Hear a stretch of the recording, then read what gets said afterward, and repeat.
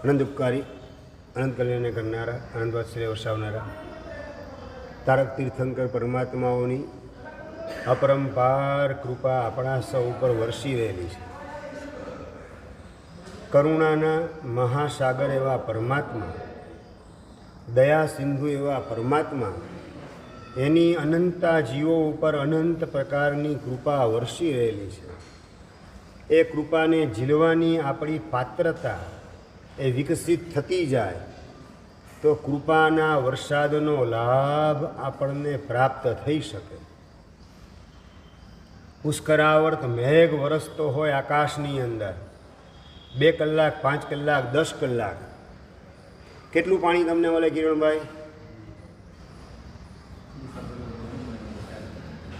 મૂલચંદભાઈ, કેટલું પાણી મળે? 3 કલાક, 4 કલાક સુધી મુશળધાર વરસાદ વરસે, કેટલું પાણી મળે તમને? તમારું તપેલું જેટલું મોટું હોય એટલું જ પાણી તમને મળે.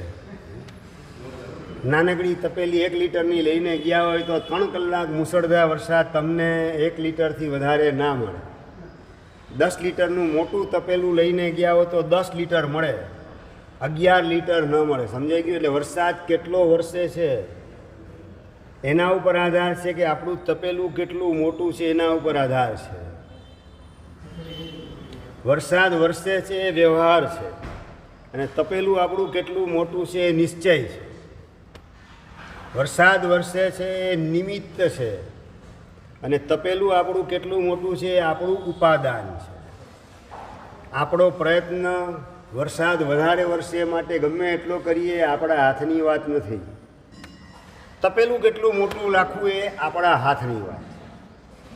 નિમિત્ત માટે આપણે જાજી મથામણ કરવાના બદલે આપણે આપણા ઉપાદાનને ડેવલપ કરવાનો પ્રયત્ન કરીએ, એને સુધારવાનો પ્રયત્ન કરીએ, સ્વચ્છ કરવાનો પ્રયત્ન કરીએ, એટલા અંશની અંદર ભગવાનની કૃપાને આપણે ઝીલી શકશું. અનંત પ્રકારની કૃપા અનંતા જીવો ઉપર વરસી રહેલી છે અને એમાં ભગવાનની કૃપાને ઝીલવાની આપણી પાત્રતા વિકસે માટે ભગવાન પ્રત્યેનો અહોભાવ, સમર્પણ ભાવ, બહુમાન ભાવ એ જેટલો ઊંચકાતો જાય એટલી કૃપાને ઝીલવાની પાત્રતા આપણી ડેવલપ થતી જાય. અને એ અહોભાવને ઊંચકવા માટે 25 પ્રકારે આપણે કૃપાની વિચારણા કરેલા છીએ. એમાં 4 પ્રકારની કૃપાની વિચારણા થઈ ગઈ, બરાબર? પહેલા નંબરની અંદર ભગવાન આપણી પ્રાર્થના સાંભળે છે. બીજા નંબરની અંદર પ્રાર્થનાના શબ્દોની અંદર શ્રદ્ધાના પ્રાણ અને પ્રામાણિકતાના પ્રાણ પૂરેલા હોય એટલા અંશની અંદર ઝડપથી પરમાત્મા આપણી પ્રાર્થનાનો સ્વીકાર કરે છે. આ બીજા નંબરની વાત. ત્રીજા નંબરની અંદર રાતના સૂતા પછી આવતો ભવ આવી જાય તેવી શક્યતા ઘણી બધી હોવા છતાં રોજે રોજ આવતીકાલ આપણી પાસે આવે છે. એ ત્રીજા નંબરની પરમાત્માની કૃપા છે. અને ચોથા નંબરની અંદર સૂતા પછી બધું બગડી જાય તેવી શક્યતા હોવા છતાં કશું બગડતું નથી. દુકાન, ઘર, ગોડાઉન, પરિવાર બધું હેમ ખેમ રહે છે. તમારા વાહન, તમારા ખેતર, તમારા ખાલી પ્લોટ જે કંઈ પડેલું છે બધું હેમખેમ રહે છે.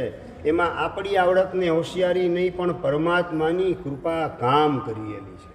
આ 4 પ્રકારે આપણે અત્યાર સુધી વિચારણા કરી પ્રભુની કૃપાની. આજે 5મા નંબરની કૃપાની વિચારણા કરીએ. સૂતા પછીની વાત ગઈકાલે કરી. આજે ઉઠ્યા પછીની 2 પ્રકારની કૃપાની વાત કરીએ. ઉઠીએ પછી અશ્વિનભાઈ, આમ તમે કોઈકની વાતચીત કરતા હોય, ઊભા રહો, વાત કરતા, મારો શ્વાસ લઈ લો. આમ યાદ કરવું પડે પ્રકાશભાઈ કે ઓટોમેટિક બ્રિધિંગ સિસ્ટમ એનું કામ કરે રાખે છે. કોકની આરે વાત કરતા હોય, ઘરાકને સમજાવતા હોય, વાડીલાલભાઈ, એ વખતે હાર્ટનું પમ્પિંગ સેજ હું બરાબર વ્યવસ્થિત કરી લઉં. આવો પ્રયત્ન કરવો પડે છે કે નોર્મલ કોર્સમાં હાર્ટનું પમ્પિંગ ચાલે છે. કોઈની આરે કોઈ પણ પ્રવૃત્તિ કરતા હોય તે બ્લડ સર્ક્યુલેશન પણ બધું વ્યવસ્થિત ચાલે છે. એમાં આપણી આવડત, હોશિયારી, લાગવગ, મહેનત, આપણું પ્લાનિંગ, આપણી ચતુરાઈ, પરસમયજી આ બધું કેટલું કામમાં. આપણે હાવ અંગૂઠા છાપ છીએ, સમજ્યા ને? હાર્ટનું પમ્પિંગ કઈ રીતે ચાલુ રાખવું એ બાબતમાં આપણે અંગૂઠા છાપ છીએ. અરે આપણને ખાતા આવડે, પચાવતા આવડે? ખાતા આવડે પ્રકાશભાઈ? પચાવતા આવડે કે ના આવડે? એમાંથી કઈ રીતે રેડ સેલ બનાવવા, વ્હાઇટ સેલ બનાવવા, કઈ રીતે એમાંથી ફોસ્ફરસ છૂટું પાડવું, કઈ રીતે મેગ્નેશિયમ એમાંથી છૂટું પાડવું, આ બધી આવડત આપણી પાસે છે કે અંગૂઠા છાપ છીએ? કિરણભાઈ, દુનિયા ભલે આપણને સીએ તરીકે ઓળખે, ડૉક્ટર તરીકે ઓળખે, એન્જિનિયર તરીકે ઓળખે, વેપારી તરીકે, ઉદ્યોગપતિ તરીકે, કરોડપતિ તરીકે ઓળખે, પણ આ બધી બાબતમાં આપણે અંગૂઠા છાપ છીએ. બાળકડીનો 14મો અક્ષર સમજી ગયા ને? કયો? ધ. હા, ઢબુના ધ જેવી સ્થિતિ છે. અને છતાં આ બધું આટલા વર્ષ સુધી 40, 50, 60 વર્ષથી બધું વ્યવસ્થિત હેમખેમ ચાલી રહેલું છે. ઉઠ્યા પછી એ બધું માત્ર પ્રભુની અપરંપાર આપણા ઉપર વરસી રહેલી કૃપાનું એ ફળ છે. એ ભગવાનની કૃપાને આ રીતે આપણે રિયલાઇઝ કરવાનું કામ કેટલી વાર કરેલું છે. એ કૃપા વરસે છે, પણ કૃપાનું વેદન આપણે કેટલું કરીએ છીએ? કૃપા તરીકેનો સ્વીકાર આપણે કેટલો કરીએ છીએ? ખાધા પછી આ બધું ડાયજેસ્ટ થાય છે, એમાં મારી આવડત કે હોશિયારી બિલકુલ કામ કરતી નથી. માત્ર પ્રભુ આપની કૃપા થકી હાર્ટનું પમ્પિંગ ચાલે, બ્લડ સર્ક્યુલેશન ચાલે, ડાયજેસ્ટિંગ સિસ્ટમ કામ કરે છે, કિડની ફંક્શન પણ વ્યવસ્થિત કામ કરી રહેલ છે, નાનું મગજ ને મોટું મગજ એ પણ પોતાનું કામ વ્યવસ્થિત રીતે 24 કલાક કરી રહેલ છે. આ બધી બાબતમાં આપણે સાવ અંગૂઠા છાપ, અને છતાં બધું પરફેક્ટ ચાલે છે. એક દિવસ, બે દિવસની, 1-2 વર્ષ નહીં, 40, 50, 60 વર્ષથી અત્યાર સુધી જેટલી આપણી ઉંમર થઈ ત્યાં સુધી વ્યવસ્થિત ચાલી રહેલું છે. એ બધી માત્ર પ્રભુ આપની કૃપા છે. આપની કૃપાથી હેમખેમ આંખ ખુલ્યા પછી પણ મારું બધું હેમખેમ ચાલે છે. માત્ર પ્રભુ આપની કૃપાનું પરિણામ છે. એવા પ્રકારનો અહેસાસ આપણે કેટલો કરીએ? ફૂલચંદભાઈ, એવી પ્રતીતિ કેટલી? પ્રભુ પ્રત્યે કૃતજ્ઞ ભાવ પહોંચાડવાનું કામ કેટલું કરીએ? રાજુભાઈ, જવાબ જોઈએ. હા, આની વિશેષતા જેને શરીર પરફેક્ટ નથી ને એને સમજાય. એટલે કર્મ સત્તા પછી હવે રિમાન્ડ ઉપર આપણને લે એવું આપણે ઈચ્છીએ છીએ. પ્રભુની કૃપાનો એકરાર કરવા માટે કર્મ સત્તા મારી યારે વાંકી ચાલે, પછી હું ભગવાનની કૃપાનો સ્વીકાર કરું એવું આપણે ઈચ્છીએ છીએ. અશ્વિનભાઈ, પહેલેથી જ આપણે આપણી બુદ્ધિને વ્યવસ્થિત રીતે વાપરી, આપણી પ્રજ્ઞાનો ઉપયોગ કરી, અંદરમાં સમજદારી કેળવી, હું જે બાબતમાં બિલકુલ અજાણ છું અને છતાં એ બધું ટીપ ટોપ વ્યવસ્થિત આટલા વર્ષોથી ચાલી રહેલું છે, તો એ પ્રભુ આપની જ માત્ર અપરંપાર મારા ઉપર વરસી રહેલી કૃપા છે. એવા પ્રકારનો એક સ્વીકાર કરતાં આપણને આવડે તો એ કૃતજ્ઞતા ભગવાનની આજ્ઞાને પાળવા માટેનો પરિણામ ભીતરમાં જગાડ્યા વિના રહે. મા બાપના ઉપકાર છે દીકરા ઉપર, દીકરી ઉપર. એ દીકરા દીકરીને ખબર છે.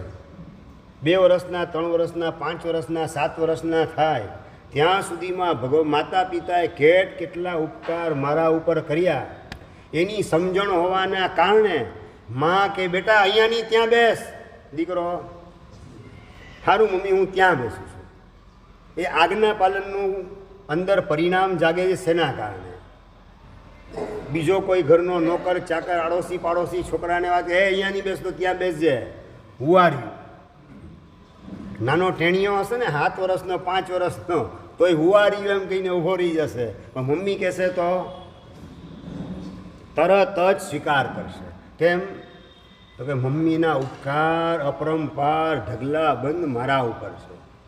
મને નાતા નહોતું આવડતું, નવડાવવાનું કામ, માથામાં તેલ નાખવાનું કામ, માથું ઓળવાનું કામ, કપડાં પહેરાવાનું કામ, નાસ્તો તૈયાર કરવાનું કામ, મને જમાડવાનું કામ, સ્કૂલે પહોંચાડવાનું કામ, ટાઈમસર સવારે ઉઠાડવાનું કામ, સમયસર સુવાડવાનું કામ, મારા હોમવર્કની અંદર હેલ્પ કરવાનું કામ, બપોરે ગરમા ગરમ સ્વાદિષ્ટ રસોઈ મને જમાડવાનું કામ, કેટલા ઉપકાર મમ્મીના મારા ઉપર છે.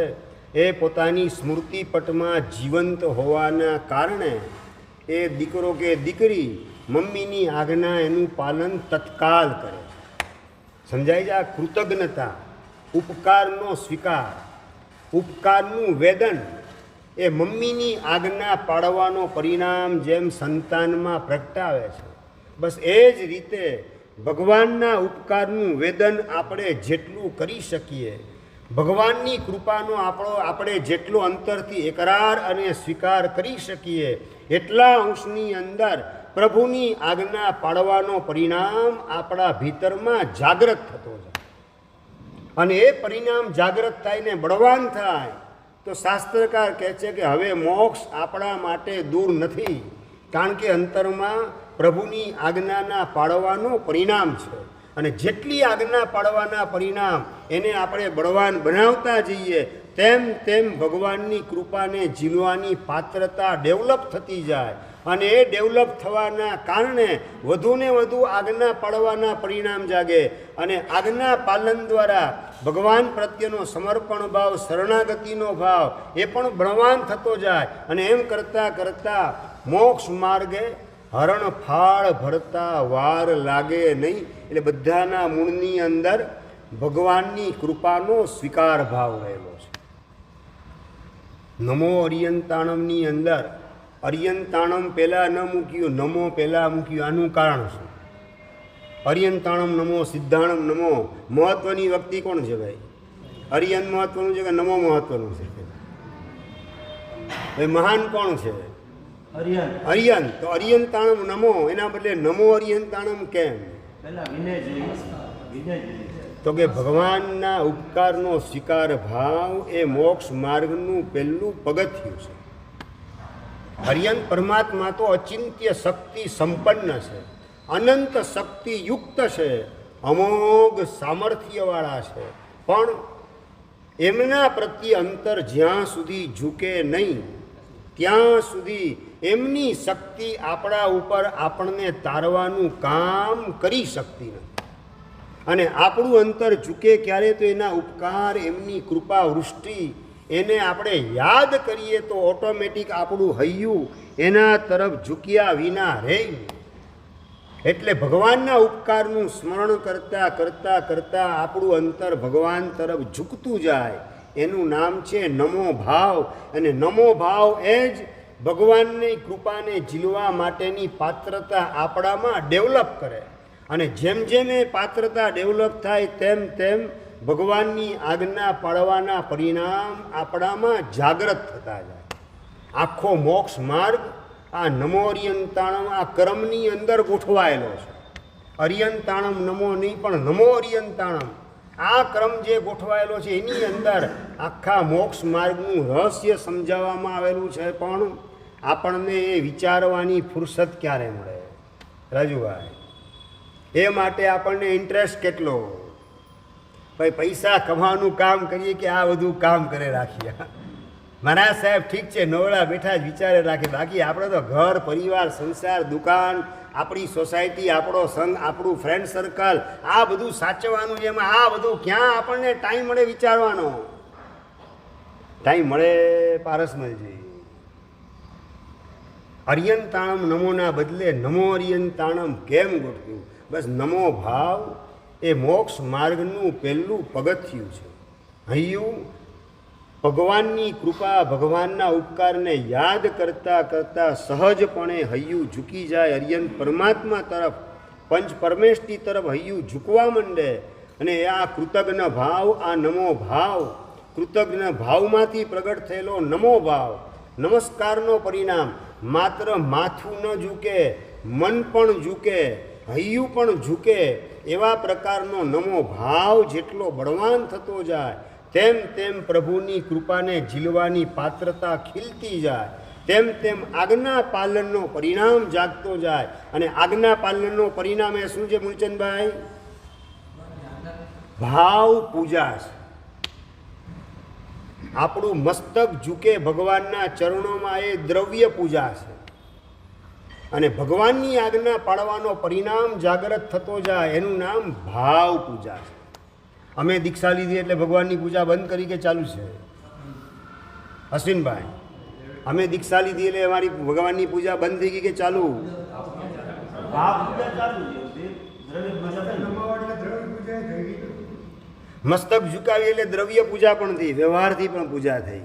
પણ 24 કલાક આજ્ઞા પાળવાનો પરિણામ સાધુ સાધ્વી ભગવાનના હૃદયમાં જીવંત છે. અને આ આજ્ઞા પાલનનો પરિણામ એનું નામ જ ભાવ પૂજા છે, ભાવ સ્તવ છે. દ્રવ્ય સ્તવ દ્વારા ભાવ સ્તવ સુધી પહોંચવાનું છે. એટલે કે દ્રવ્ય પૂજા કરતાં કરતાં ભગવાનની આજ્ઞા પાળવાના પરિણામ ભીતરમાં પ્રગટાવવાના છે. એ ભાવ પૂજા એ જ વાસ્તવમાં મોક્ષ માર્ગની અંદર આપણો પ્રવેશ થયો એની નિશાની છે. અને એ આજ્ઞા પાલનનો પરિણામ એ આવા સ્વરૂપ ભાવ પૂજા જેટલી ભગવાનની કરતા જઈએ તેમ તેમ ભગવાનની કૃપાને ઝીલવાની આપણી પાત્રતા વધતી જાય. મતલબ કે આપણું તપેલું મોટું થતું જાય. તપેલું આ બહુ નાનું છે, એ નાનું છે એમાંથી આપણું તપેલું વિકસિત થતું જાય, ડેવલપ થતું જાય. શેના આધારે? તો કે આજ્ઞા પાલનના પરિણામના આધારે, નમો ભાવના આધારે, કૃતજ્ઞ ભાવના આધારે, શરણાગતિ અને સમર્પણ ભાવ પરમાત્મા પ્રત્યે, એના આધારે આપણું તપેલું, આપણું ઉપાદાન એ વિકસિત થતું જાય, નિર્મળ થતું જાય. અને તેમ તેમ મોક્ષ માર્ગે આપણો વિકાસ થતો જાય. આખા મોક્ષ માર્ગનું રહસ્ય આ નમો અર્યંતાણમ પદની અંદર છે. અને એ કૃતજ્ઞતા આપણામાં આવે ક્યારે ઉપકારને યાદ કરીએ, ઉપકારનું વેદન કરીએ ત્યારે. અને ઉપકારનું વેદન કરવા માટે થોડીક કોમન સેન્સનો ઉપયોગ કરીએ તો પણ ભગવાનના ઉપકારનું વેદન થતાં વાર લાગે નહીં. આપણને સૂતા આવડે કે ઉડતા આવડે? પ્રકાશભાઈ, સૂતા આવડે કે ઉડતા આવડે? સૂતા હજી આવડે, ઉડતા આપણને નથી આવડતું. આપણને ખાતા આવડે કે પચાવતા આવડે? ખાતા આવડે, પચાવતા નથી આવડતું. શ્વાસ લેતા આવડે કે છોડતા આવડે? લેતા આવડે, છોડતા નથી આવડતું. લીધેલો શ્વાસ છોડવાની આપણી પાસે કળા નથી. ઓક્સિજનને કઈ રીતે કાર્બન ડાયોક્સાઇડમાં કન્વર્ટ કરી અને બહાર કાઢવો એ બાબતમાં સાયન્સનું અભ્યાસ સ્કૂલમાં કર્યું એટલે સમજણ થોડી ઘણી મળી જ કે હવે પ્રાણવાયુ એ કાર્બન ડાયોક્સાઇડમાં ટ્રાન્સફર થઈને નીકળે અને બ્લડ પ્યોર કરવાનું કામ શ્વાસ દ્વારા લીધેલો પ્રાણવાયુ કરે, ઓક્સિજન કરે. એ સ્કૂલની અંદર સાયન્સમાં થોડો ઘણો અભ્યાસ કર્યો એટલે આ સમજણ આપણને મળી છે. પણ એના કરતાં મહત્ત્વની વાત કે ઓક્સિજનને લોહીમાં ભેળવવાનું કામ, કાર્બન ડાયોક્સાઇડને બહાર કાઢવાનું, કચરાને બહાર કાઢવાનું કામ, એની કળા મારી પાસે ક્યાંથી આવી? આ વિચાર કેટલો આવે પારસમલજી? એ મારી પાસે એવી કોઈ કળા નથી, આવડત નથી, હોશિયારી નથી, છતાં બધું સ્મૂથલી ચાલે છે. તો એની પાછળ પરમાત્માની કૃપા કામ કરેલી છે. હાર્ટનું પમ્પિંગ 24 કલાક ચાલે છે નિર્વિઘ્નપણે, અસ્ખલિત રીતે. ખાલી વચ્ચે 5 મિનિટ બંધ થઈ જાય, 1 સેકન્ડ બંધ થઈ જાય તો ઘણો થઈ જાય. તમારા 25 કરોડ ને 50 કરોડ ભેગા કરેલા હોય, થપ્પી ભેગી કરેલી હોય, શું કિંમત શું એની? એટલે બધું મારું ભેગું કરેલું, મારી મહેનત ઉપર પાણી ફરી વળતા વાર ન લાગે. જો ભગવાનની કૃપા બંધ થઈ જાય તો વધારે પ્રાયોરિટી કોની? ભગવાનની કૃપાની કે તમે ભેગી કરેલી 500-500ની થપ્પી અને સોનાના બિસ્કિટ, એની પ્રાયોરિટી વધારે? પ્રાયોરિટી કોની વધારે? એ ઉપાશ્રયની 4 દિવાલની વચ્ચે તો તમે એકદમ ડાયો ડમરો જવાબ, સાચો જવાબ રાજુભાઈ આપવાનું કામ કરો છો. ઉપાસની જેવા 12 પગ મૂકો, પછી બાઈ ચડાવીને શું સમજે તારા મનની અંદર હોવો જોઈએ. તો હું તમને કહું છું, તમારે કહેવાનું શું હોય? સાહેબ, જેટલું મળ્યું છે એમાં પૂરેપૂરો સંતોષ છે. હવે ધંધામાંથી નિવૃત્ત થઈ અને માત્ર સંઘની સેવા, શાસનની સેવા, આત્મકલ્યાણની સાધના, સામાયિક પ્રતિક્રમણ, નમસ્કાર, મહામંત્રનો જાપ અને સ્વાધ્યાય, આ સિવાય હવે બીજું કંઈ આત્મપ્રાપ્તિ ન કરાવે એવું કશું હવે મારે કરવું નથી. આ કમિટમેન્ટ પરમાત્માને તમે આપવા તૈયાર કેટલા? જેટલું મળેલું છે એમાં સંતોષ તેમ બોલ્યા, એના પછી આવું કમિટમેન્ટ ભગવાન પાસે આપ્યું? રમેશભાઈ, દીકરો કમાતો થઈ ગયો હોય, તમારા કરતાં વધારે સારી રીતે તમારી ઓફિસ ચલાવવાનું કામ કરે, પછી પણ દીકરાને હોપવા તૈયાર થાવ કે ન થાવ? કંટાળો છેલ્લે કરી હેરાન કરે તો હા છેલ્લે હેરાન કરે તો. હા, તમે બધું દીકરાને સોંપો ને તો પણ પ્રકાશભાઈ બેંકમાં સિગ્નેચર જે છે ને ચેકમાં, એ તો મારી સિગ્નેચર ચાલવી છે. બેટો હજી નાનો છે, હજી સમજણ ના પડે. તમારા કરતાં વધારે ધંધાને ડેવલપ કરેવો હોય અને છતાં પણ બેંકમાં સિગ્નેચર તો કે મારી ચાલશે. શા માટે? ભગવાનની કૃપા ઉપર તમને વિશ્વાસ નથી, ભગવાન ઉપર ભરોસો નથી, તમારા ભાગ્ય ઉપર પણ તમને ભરોસો નથી. હવે સગા દીકરા ઉપર જેને વિશ્વાસ ન હોય એને કોના ઉપર વિશ્વાસ હોય? ભાઈ સગા દીકરા ઉપર વિશ્વાસ ન હોય એને ભગવાન ઉપર ક્યાંથી વિશ્વાસ આવે? ગુરુ ઉપર ક્યાંથી વિશ્વાસ આવે? સંઘના લોકો ઉપર ક્યાંથી વિશ્વાસ આવે? તમારું લોહી એના ઉપર તમને જો વિશ્વાસ ન તો બીજા કોના ઉપર વિશ્વાસ આવે? આ બધા પ્રશ્નોનો આમ શાંતિથી વિચાર કરો કે નથી કરતા? એમ પૂછું છું. જોઈએ એમાંય પાછું જોઈએ નહીં, કરશું એમ બોલો. હવેથી કરશું. અત્યાર સુધી સાહેબ વિચાર નહોતો કર્યો, હવેથી આ વિચાર કરશું કે સગા દીકરાનો ભરોસો નથી તો પછી ભગવાન ઉપર, મારા ભાગ્ય ઉપર કે ગુરુ ઉપર કે સંઘ ઉપર કે શાસન ઉપર મને ભરોસો છે. એ વાતમાં માલ કેટલો છે, એમાં સચ્ચાઈનો રણકાર કેટલો હોઈ શકે? આ ટકોરા મારીને આપણે આપણી જાતને પણ પ્રશ્ન પૂછતા નથી. ધકેલ પંચા 150 આમ ને આમ ગાડું ચાલી રહેલું છે.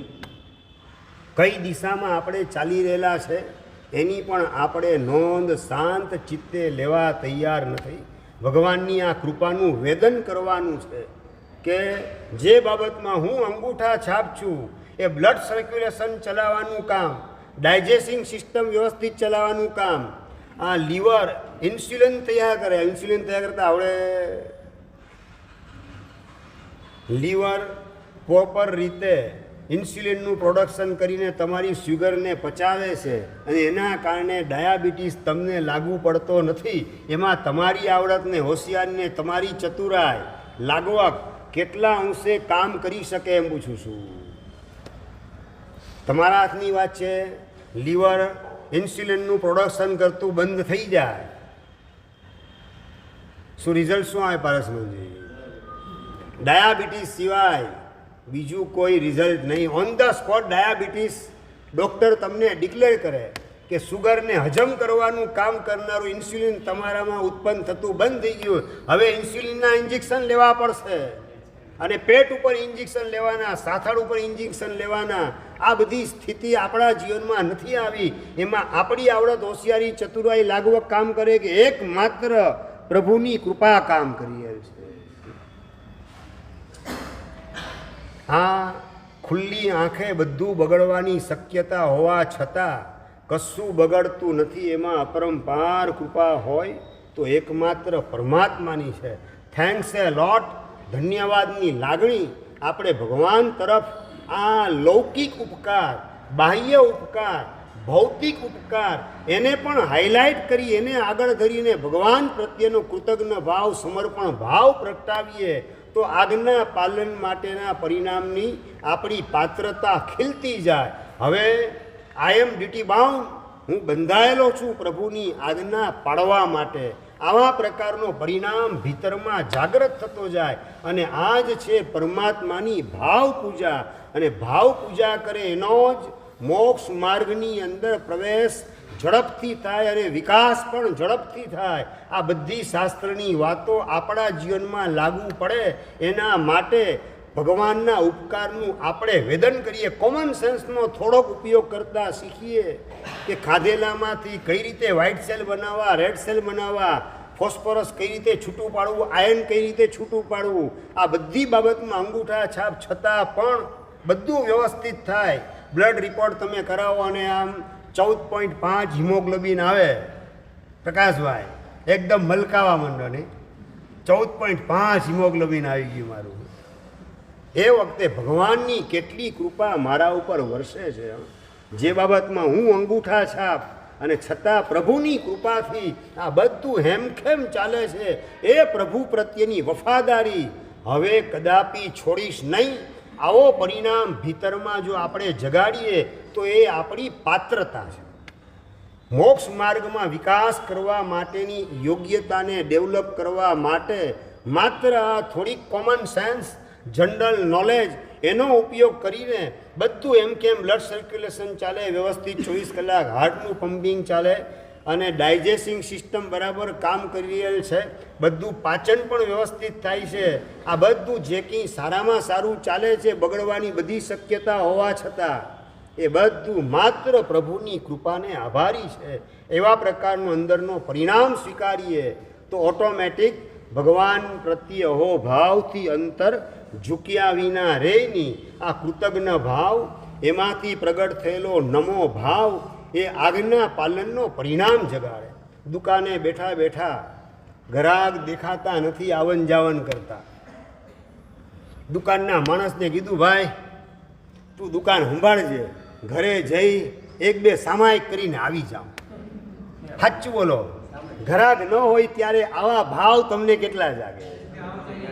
હે હું અરે તમારા માણસને સોંપીને જવાની વાત કહું છું ને. દુકાનનો માણસ છે એને સોંપી દીધું, અલિયા તું સંભાળજે. ગ્રાહકી ફૂલ હોય ત્યારે તમે બેઠા, ઓકે બરાબર. હવે તમે જુઓ છો 10 મિનિટથી એકે ગ્રાહક દેખાતા નથી, બજારમાં લોકોની અવર જવર દેખાતી નથી, તો એ દુકાનમાં પાછો માલ અંદર મૂકો ને પાછો બહાર કાઢવો ને આવી માથાકૂટ ન કરવી, દુકાનને વધાવવી નહીં, માંગલિક ન કરવું. એટલે માણસને સોંપી ઘરે 1-2 સામાયિક કરીને પછી આવીશ. આવો ભાવ કેટલી વાર જાગે? હા, પણ મેં ક્યાં તમને દુકાનને તાળું મારવાની વાત કરી? દુકાનના માણસને સોંપીને જાઓ ને, બધું સંભાળજે તું.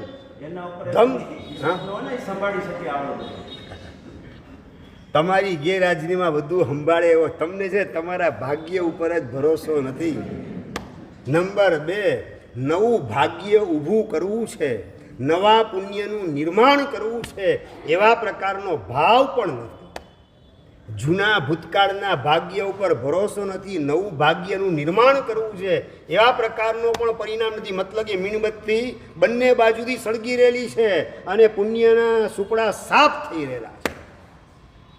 પછી તમને ચીટિંગ કરનારા જ નોકર મળે અને કોર્ટમાં કેસ ઠોકનારા દીકરા મળે, એમાં કોઈ આશ્ચર્ય નથી. કારણ કે તમને નવા ભાગ્યના નિર્માણના કોઈ ભાવ નથી. જૂના ભાગ્ય ઉપર, ભૂતકાળના ભાગ્ય ઉપર ભરોસો નથી. અને ભગવાનની આજ્ઞાનું પાલન કરવું એની અંદર મને નુકસાન થાય કે લાભ થાય? ભાઈ દુકાનેથી ઘરાગી નથી, બપોરના 2, 2:30, 3 વાગ્યાના સમયે ઘરાગી નથી, તો દુકાન નોકરના ભરોસે સોંપીને હું ઘરે જઈને 1-2 સામાયિક કરી લઉં, તો ભગવાનની આજ્ઞા પાળવા જાઓ એમાં નુકસાન થાય કે લાભ થાય?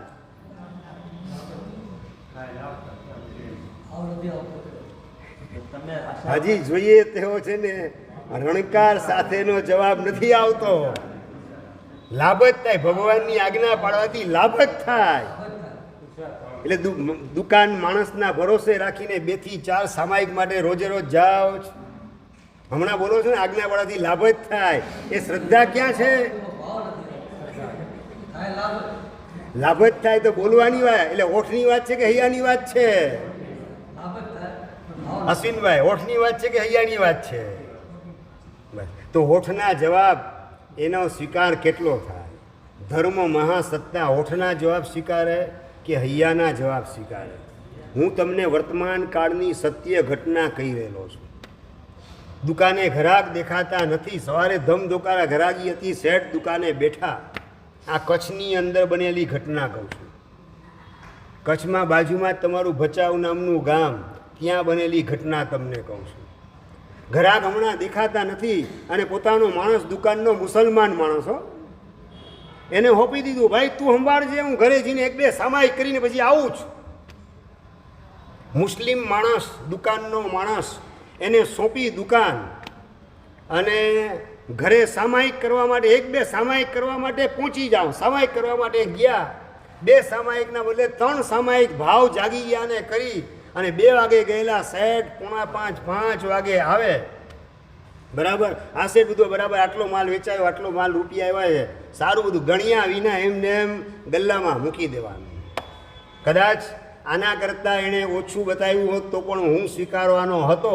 તો હવે ગણવાની, ચેકિંગ કરવાની મારે કોઈ જરૂરત નથી. આ માણસ ઉપર ભરોસો મૂકવાની તૈયારી. અને માણસ લઈ જશે ને બહુ તો અશ્વિનભાઈ, કેમાંથી લઈ જશે? હાથમાંથી લઈ જશે કે નસીબમાંથી લઈ જશે?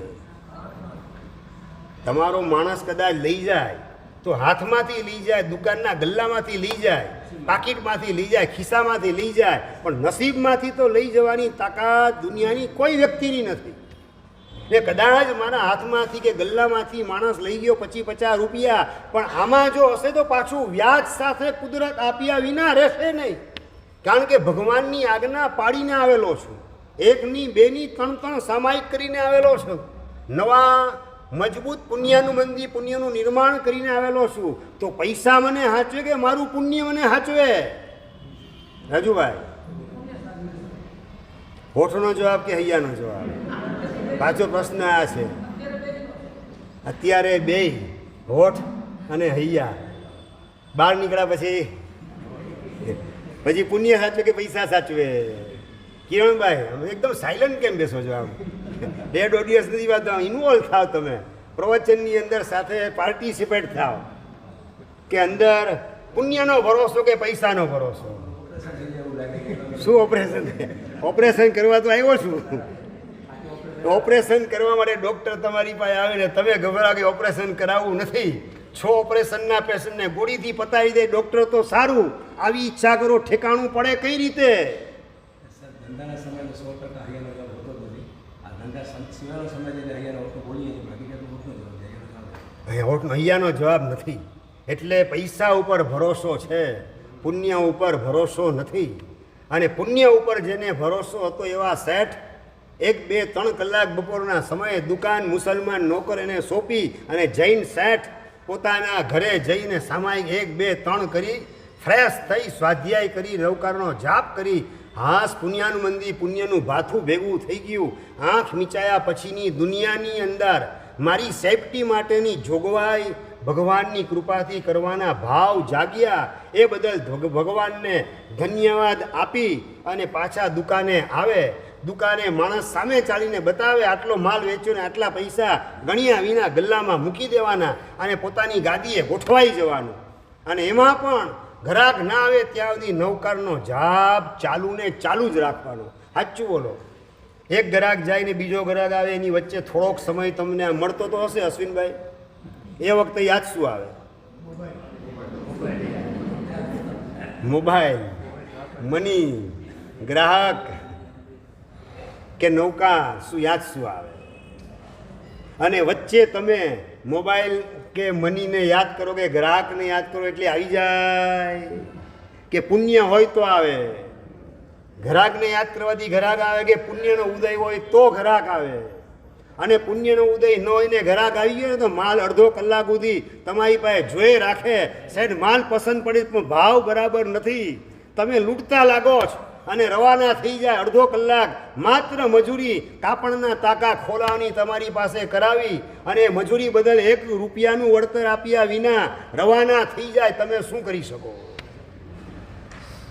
એટલે ગ્રાહક આવે ને માલ લે, એ પણ પુણ્યનો ઉદય હોય તો ગ્રાહક આવે, અને પાછો પુણ્યનો ઉદય વિશેષ હોય તો એ માલ લે. બાકી તમને ઠપકો આપીને જાય. તમે લોકો ઉલ્લુ બનાવો છો, વાણિયા લોકો, અમને બીજી દુકાને જઈને ભાવની તપાસ કરવા દો, એમ કરીને રવાના થાય. તમારો ગ્રાહક તમને સંભળાવીને જાય, ઘા ન લાગે? આટલું મારું નસીબ પરવારેલું છે કે ગ્રાહક મને સંભળાવીને જાય. હવે ભગવાનની આજ્ઞા પાડવામાં જરાય કચાશ રાખવી નથી અને એવું વિશુદ્ધ પુણ્ય ઊભું કરું જેના કારણે સંસારમાં ક્યાંય આવા અપમાન ગ્રાહક વગેરે દ્વારા થાય એ મારે સહન કરવા ના પડે. આવી સાત્વિકતા પણ આવે કે ના આવે? આ પ્રાઇમરી લેવલની બધી વાત કરું છું, ઊંચા લેવલની વાત નથી કરતો, સાવ પ્રાઇમરી લેવલની આ વાત કરું છું.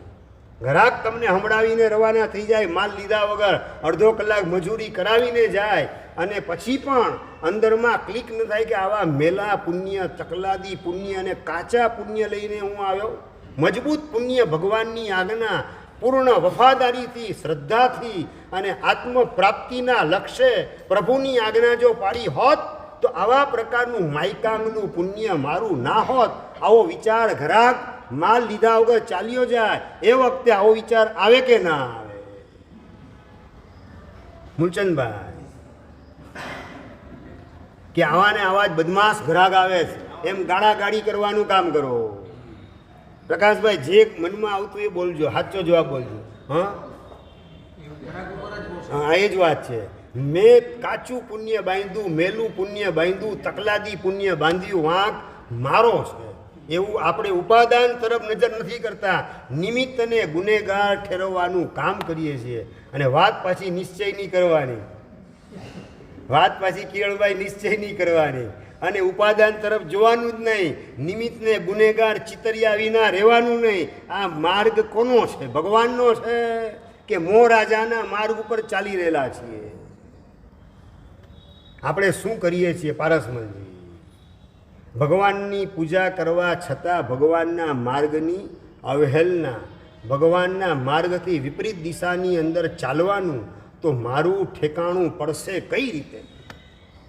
2 કલાક બપોરના કંઈ ઘરાગી દેખાતી નથી, ઘરે જઈ અને સામાયિક કરવા બેસી જવાનું.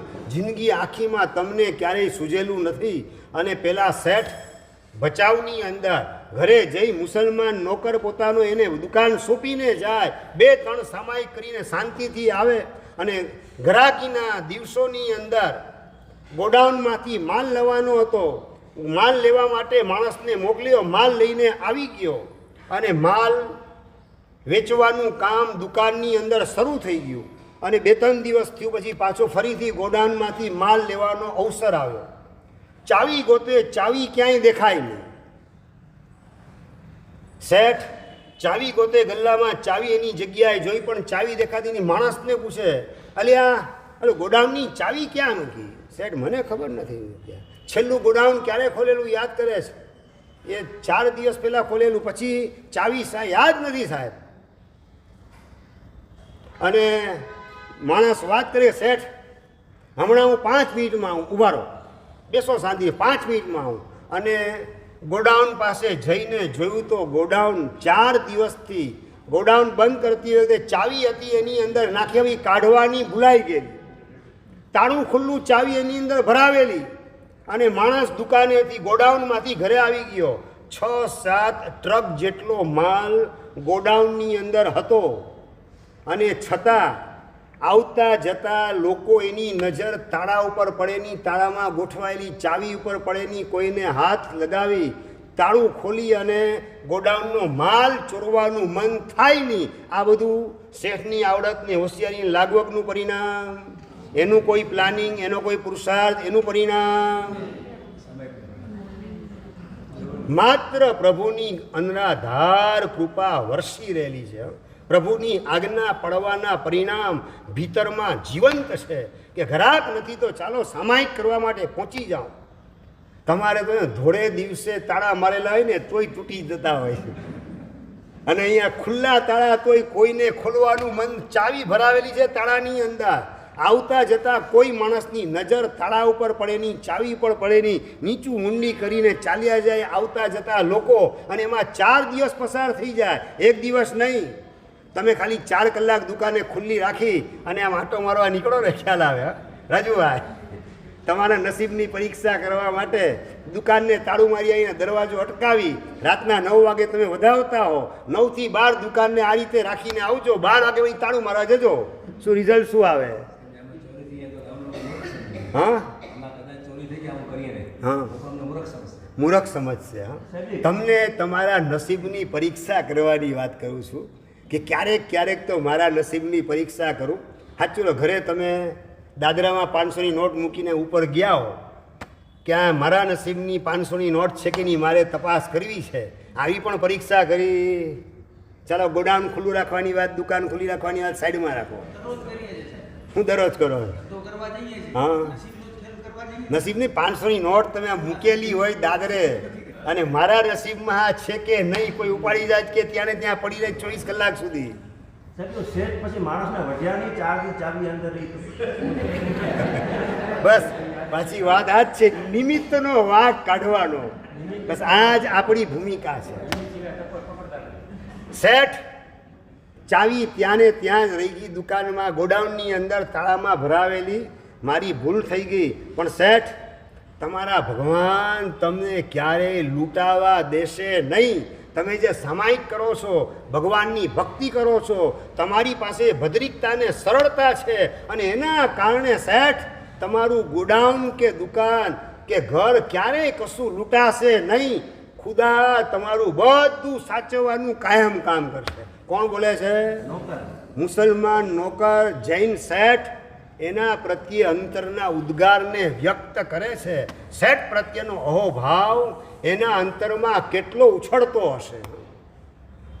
તમારા દુકાનના માણસને તમારા પ્રત્યે અહોભાવ કેટલો? ભાઈ ઘર ઘાટી હોય કે દુકાનનો માણસ તમારો હોય, એને તમારા પ્રત્યે અહોભાવ, બહુમાન ભાવ, વફાદારીનો ભાવ કેટલો?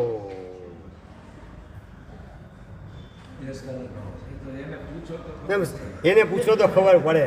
બસ તમે ખાલી શાંતિથી વિચાર કરો, આંખ મીંચીને કે મારા માટે અભિપ્રાય કેવો આપશે. અમારા શાસ્ત્રમાં વાત આવે છે કે ક્ષણિક મહારાજના રાજ દરબારમાંથી નીકળેલ રત્ન કંબલનો વેપારી રસ્તાવતી પસાર થતો હોય, જે મોઢું એકદમ પડી ગયેલું છે, અને ભદ્રા શેઠાણી જુએ છે કે આ પરદેશથી આવેલો વેપારી અને રાજ દરબારમાંથી બહાર નીકળતા વ્યક્તિને તો આ મોઢું આમ ખીલેલું હોય. અમારા રાજા સાહેબ કોઈને નારાજ કરે નહીં, અને આ વેપારી પરદેશી વેપારી કેમ નારાજ થઈને જાય? પોતાની ઘરવાળી બાઈ એને મોકલે, દાસીને નીચે મોકલે છે કે ઓલા પરદેશી વેપારીને બોલાવી લાવ, આપણે એનો જે માલ હોય તે લઈ લેશું. અને દાસીને નીચે ઉતરાય. ભદ્રા શેઠાણી સાલીભદ્રની માતા, અને સાલીભદ્રની માતા ભદ્રા શેઠાણીની દાસી પહોંચે છે નીચે પેલા વેપારી પાસે. પધારો અમારા ઘરે, શેઠાણી આપને યાદ કરે છે.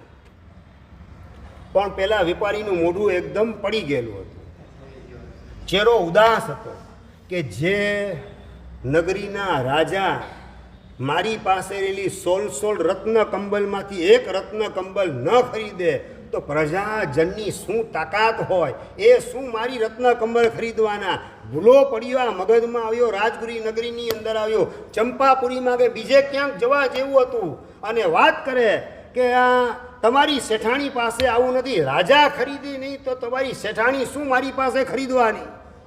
અને એ વખતે દાસી વાત કરે છે કે વેપારી ભાગશાળી, તમે અમારી શેઠાણીને ઓળખતા નથી. તમારા માણસો છે ને ઘરના ને દુકાનના આ જવાબ અમને આપે, સમજાય જ ને બરાબર?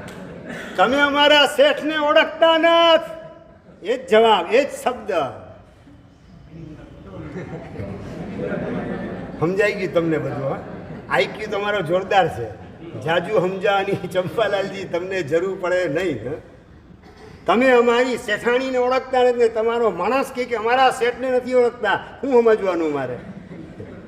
સાહેબ દુકાનમાં ઉપાશ્રયમાં રોલ જુદો હોય, ઘરમાં રોલ જુદો હોય, દેરાસરમાં રોલ જુદો હોય, દુકાનની અંદર રોલ જુદો હોય, આંબેલ ખાતામાં હોય ત્યારે રોલ જુદો, હોટલમાં હોય ત્યારે રોલ જુદો હોય, ગામમાં હોય ત્યારે રોલ જુદો, અને રિસોર્ટમાં રખડવા જાય ત્યારે રોલ જુદો હોય. અમારા શેઠને પણ તમે આમાં તમારું ગૌરવ વધે કે ઘટે એમ પૂછું છું. ભદ્રા શેઠાણીની દાસીના શબ્દો, શેઠાણીનું ગૌરવ વધારે એવા, અને તમારા માણસોના શબ્દો તમારા માટે જે નીકળે તમારું ગૌરવ વધારે કે ઘટાડે.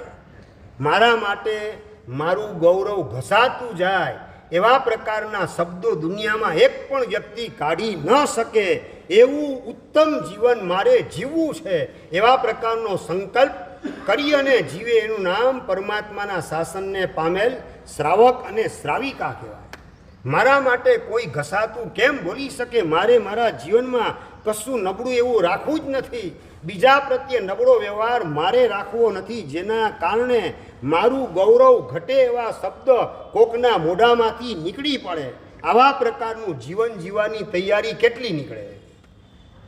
પેલો મુસ્લિમ નોકર વાત કરે છે શેઠને કે શેઠ, તમે જે ભગવાનની ભક્તિ કરો અને સામાયિક વગેરે કરો છો એ 4 ની 8 દિવસ સુધી કદાચ ચાવી ત્યાં તાળામાં ભરાવેલી પડી હોત તો 6 ટ્રક જેટલો માલ તમારા ગોડાઉનમાં, એમાં એક પણ ચીજ ચોરાત નહીં. ભગવાન એ ભગતના ઘરને સાચવવાનું કામ કરે છે.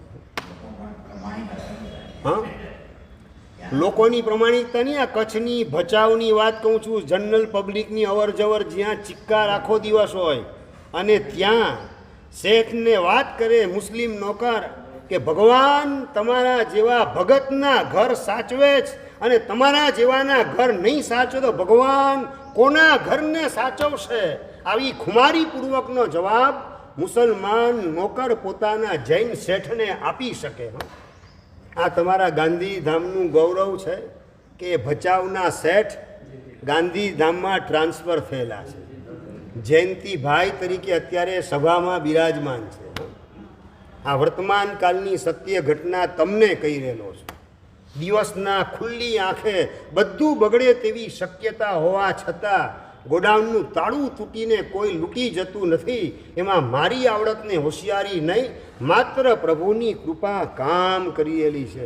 એવા પ્રકારનો વિશ્વાસ અને એ પ્રકારે કૃપાનું વેદન કરવાનું આપણે જો કામ કરીએ તો પ્રભુની આજ્ઞા પાળવાના પરિણામ આપણામાં પ્રગટ થયા વિના રહે નહીં. ડગલે ને પગલે પ્રભુની આજ્ઞાને મારે પાળવી છે અને જેટલા અંશમાં પ્રભુની આજ્ઞા પાળું એટલા જ અંશે મારી સલામતી છે. આજ્ઞા પાલન જેટલું કરવું એ જ મારું સૌભાગ્ય છે અને આજ્ઞા પાલન જેટલું કરવું એટલી જ મારા જીવનની સફળતા છે. સમજાય છે? સુરક્ષા, સૌભાગ્ય ને સફળતા, જીવનની સફળતા, જીવનની સુરક્ષા ને જીવનનું સૌભાગ્ય પ્રભુની આજ્ઞા પાળવાને બંધાયેલ છે. આવા પ્રકારનો પરિણામ આપણા ભીતરમાં કેટલો જાગે.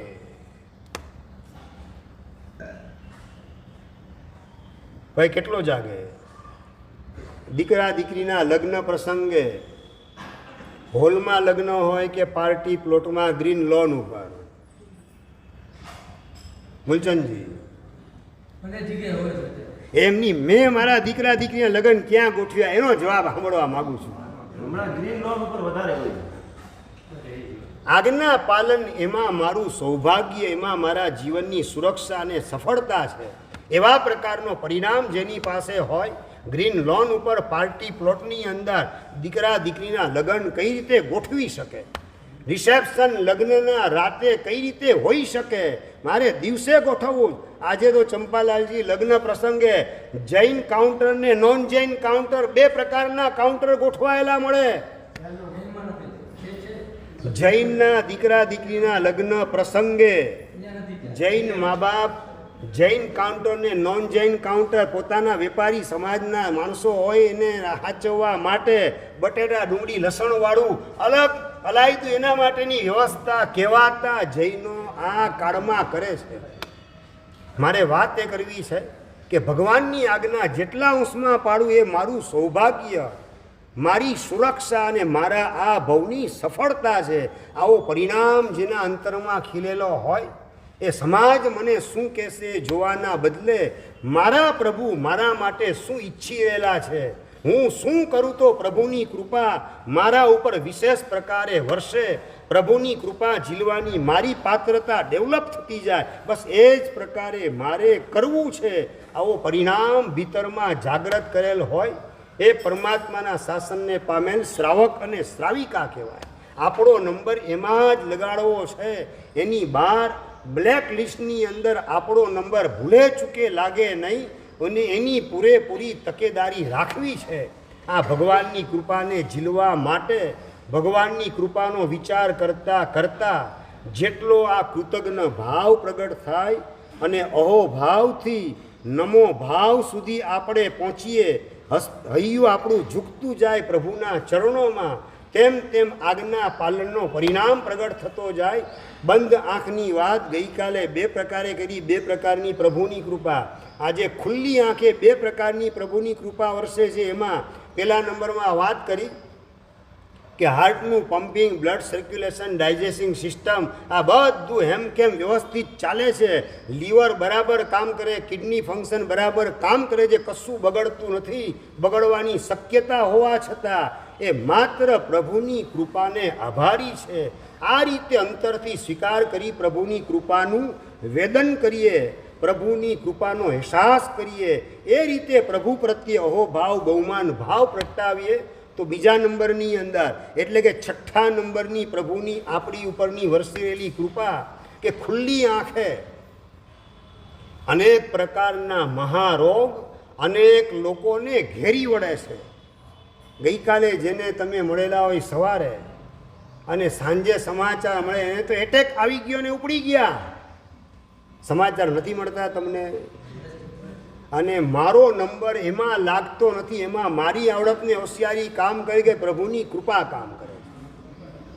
પ્રભુની કૃપાથી નથી હાર્ટ એટેક આવતો, નથી બ્રેઇન એટેક આવતો, નથી પેરેલિસિસનો એટેક આવતો, કે સ્કૂટર 2 વ્હીલર કે 4 વ્હીલર ચલાવું તો મારું એક્સિડન્ટ થતું નથી.